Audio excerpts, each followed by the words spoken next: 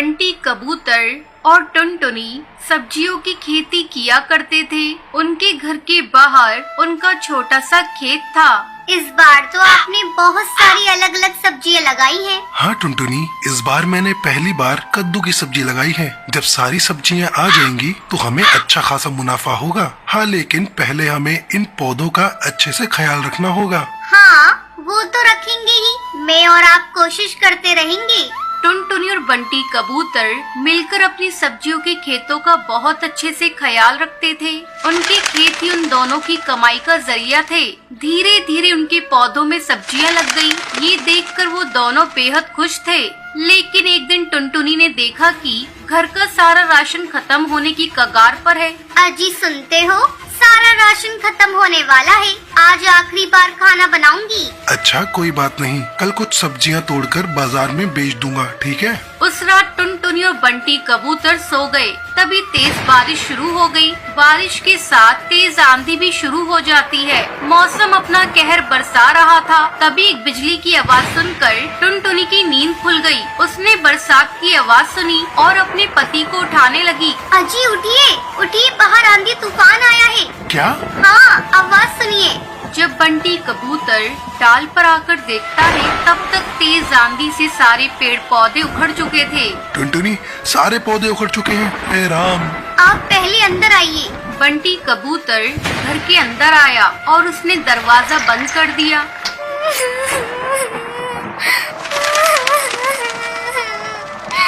हे राम, अब हमारा क्या होगा? घर में तो राशन भी नहीं है। अब हमें भूखा रहना होगा। हे भगवान, तूने सारी मेहनत बेकार कर दी। अब मैं क्या करूं? अब क्या होगा? रो मत टुनटुनी, कुछ न कुछ जरूर होगा, लेकिन हमें भूखे मरने की नौबत नहीं आएगी। मौसम की मार से उनके सारे पौधे खराब हो चुके थे। ये सोचकर वो दोनों परेशान थे और सुबह हुई और मौसम का कहर रुक गया। आंधियां बंद हो गईं। फिर टुनटुनी और बंटी कबूतर अपने खेत में आए। यहाँ तो सब कुछ तितर बितर हो चुका है, सिवाय इस कद्दू के। तभी उनकी नजरों के सामने एक बड़ा सा कद्दू चमक रहा था। मैं सोच रही हूँ, इसे बेचकर ज्यादा पैसे तो नहीं मिलेंगे। क्यों ना हम इसे घर में ही रखें। कम से कम इसकी सब्जी बनाकर कुछ रोज हम दोनों का पेट तो भर सकता है। हाँ, तुम सही कह रही हो टुनटुनी, चलो इसे अंदर ले चलते हैं। बंटी कबूतर ने उस बड़े से कद्दू को उठा लिया और दोनों घर के अंदर चले गए। बंटी कबूतर ने कद्दू को रसोई में रख दिया। मुझे चाकू देना टुनटुनी। टुनटुनी ने बंटी कबूतर को चाकू दिया और जैसे ही बंटी कबूतर ने उस बड़े से कद्दू को चीरा तो उसमें से चिड़िया के बच्चे की रोने की आवाज आने लगी। ये क्या? आप आराम से चीरिए। बंटी कबूतर ने आराम से कद्दू को चीरा तो उसके अंदर उन्हें एक छोटी सी चिड़िया की बच्ची दिखी। है, ऊपर वाले कद्दू में ये बच्ची कैसे आ गई? ये कुदरत का करिश्मा है। हाँ, लगता है इसे भूख लगी है। इसके लिए थोड़ा दूध ले आऊं, पर घर में तो दूध भी नहीं है। एक काम करती हूँ, पड़ोस की हरी काकी से ले आती हूँ। जब तक आप इसे संभालिए। टुनटुनी दूध लेने पड़ोसन के घर चली गई और यहाँ बंटी कबूतर चिड़िया के बच्चे को देखने लगा। भला कद्दू के अंदर ये चिड़िया का बच्चा कैसे आ गया? लगता है ये कोई मामूली चिड़िया नहीं है, जरूर ये करिश्माई है। कुछ देर बाद टुनटुनी दूध लेकर आ गई। टुनटुनी ने जैसे ही बच्ची को दूध पिलाया, वैसे ही उसके पंखों से सोने के सिक्कों की बारिश होने लगी। सोने के सिक्के देखकर बंटी कबूतर और टुनटुनी दोनों हैरानी में पड़ गए। कहीं ये ख्वाब तो नहीं? नहीं, ये सब हकीकत है। ये चिड़िया कोई आम चिड़िया नहीं है, ये जरूर कोई जादुई चिड़िया है। अब हमें क्या करना चाहिए?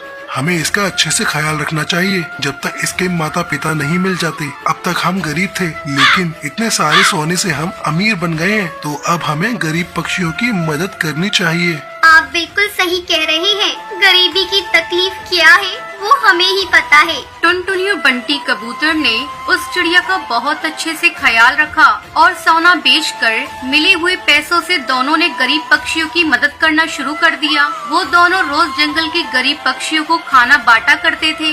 ऊपर वाला तुम्हें हमेशा बरकत दे। शुक्रिया कालू कौवे, शुक्रिया। टुनटुनी और बंटी कबूतर गरीब पक्षियों की मदद करके अपना जीवन खुशी खुशी बिताने लगते हैं।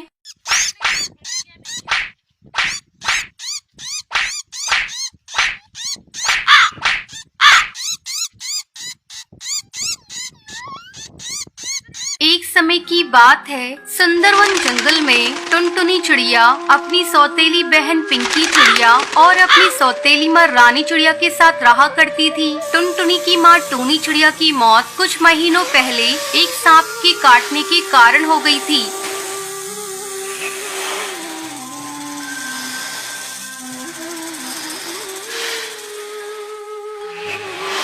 तब बंटी कबूतर एक विधवा चिड़िया से शादी कर लेता है। पिंकी चिड़िया उसी की बेटी थी। पिंकी चिड़िया टुनटुनी पर बहुत अत्याचार करती थी।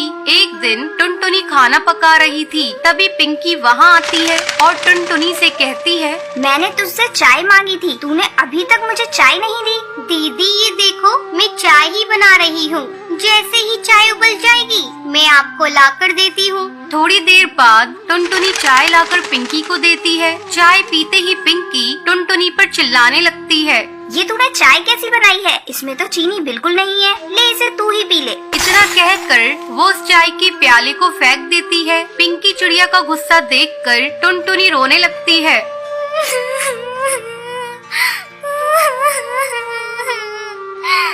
टुनटुनी की रोने की आवाज सुनकर रानी चिड़िया वहाँ आती है। तब टुनटुनी रोते हुए उससे कहती है,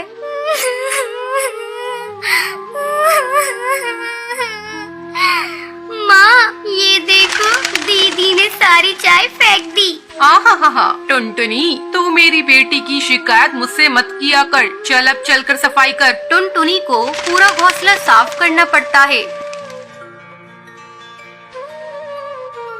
दिन भर काम करने के बाद टुनटुनी रात को अपने घोंसले में जाती है और अपनी माँ की तस्वीर के सामने फूट फूट कर रोने लगती है।